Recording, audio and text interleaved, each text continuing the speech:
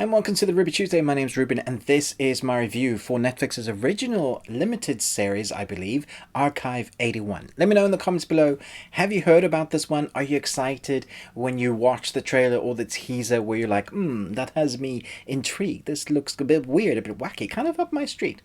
Let me know your thoughts down below. Don't forget to like and subscribe, but for now, let's jump in. An archivist hired to restore a collection of tapes finds himself reconstructing the work of a filmmaker and her investigation into a dangerous cult. So there's 8 episodes. They're about 50 minutes apiece, depending on the episode.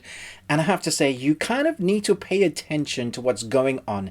It's not one that you can just let seep past you, where you can be dawdling on your phone, because I feel like if you do that, you're going to miss some really important puzzle piece.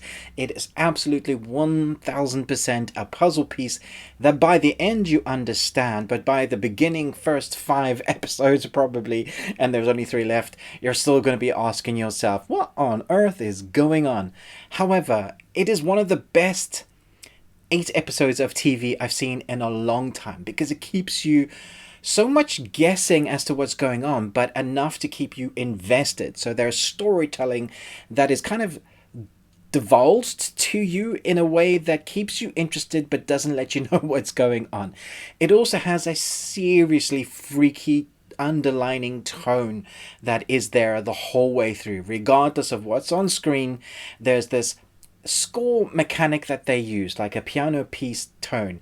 There's like boom, boom, boom, boom, boom. And it also, there is this sound where it is out of tune, like a tape that's been stretched. One of our main 2 protagonists, Dan, who is a archivist, deals with tape and restoration of that. And so as we follow Dan's story of archiving these tapes that he's been asked to in this really secluded building where he has to just kind of be there, he finds out about this building called the Viscera and the cultists that were kind of in that building. And then we follow Melody as we see Melody's story come to light as Dan is looking at the footage. And once we're looking at the footage, we kind of go into her timeline. It's separate, one's in the 90s, one's now. And so we're watching these 2 timelines coexist within each other. It feels like they're bumping heads a lot of the time. Without doing spoilers, it feels like you can't have one without the other. And so the more you find... Sorry, I'm doing my best not to do spoilers, because it is definitely one of those that you can spoil, but I'm going to skirt around the edges to kind of get you really understanding what it is you're in for.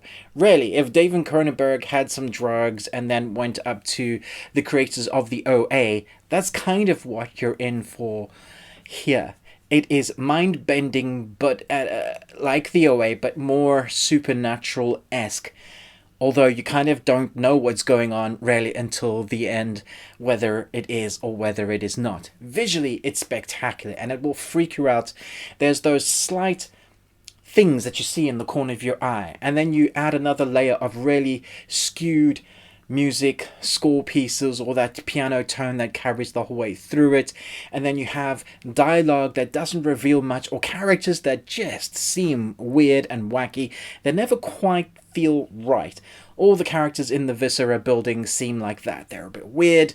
They're a bit, not wacky like, oh, look at me, I'm weird and wacky. They just feel off, from their clothing to their mannerisms to their demeanor of how they carry themselves to how they respond to our main protagonist. Dan's looking at the screen and he looks at something. It's like, that can't be real. Melody is looking at something and she's finding out what's going on because she's documenting what's going on in the building. It is quite an interesting juxtaposition of also telling the same storyline.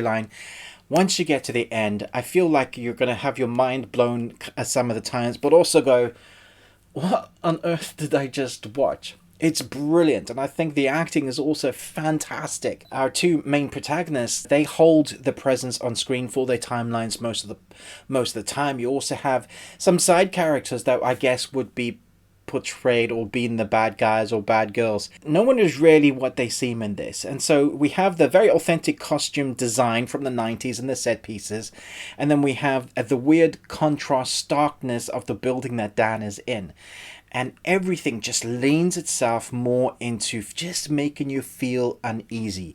If you've ever watched a series that makes your hair stand up on your arms, it's that sort of series. I will be talking about the ending in a separate video. I just really kind of wanted to get you guys excited for this. If you love the OA, a real mystery, a supernatural sort of mystery, then I think you're going to love this. It is weird. You do have to concentrate. I would maybe suggest try not to watch it all at once. I mean, if you have that amount of time spare and you're going to watch it over the weekend on the Saturday or something, and you want to put yourself in that kind of moods, that kind of zone for the whole day, go for it if that's your thing. But for me, bite-sized chunks, like 2 episodes here, 3 episodes there, until we've, watched those 8, that kind of worked for me because I felt like I needed to stew on the visuals, the storytelling, the really creepiness. It's straight up horror in places, and then a straight up thriller in places. It's gory in places. I can't remember that there was any sex in this, but there is moments it's basically a mature series. I wouldn't watch this with the younger ones. Made me feel all creeped out in a lot of episodes. There were some people that were chanting, saying stuff that made me go, I don't know what they're saying, but that, like, ugh, that doesn't feel right. That makes my tummy go all weird. So yeah, if that's your cup of tea, you might find this really, really creepy, but also really great. Phenomenal acting, phenomenal story. I'm giving this my first 5 Nicolas Cages out of 5 this year. Thoroughly enjoyed every episode.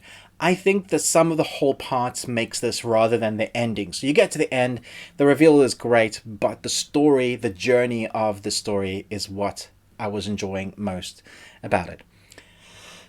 Find me in the ending explained once you've watched the episodes. Thanks so much for watching this, but most of all, until next time, remember, live long and Tuesday.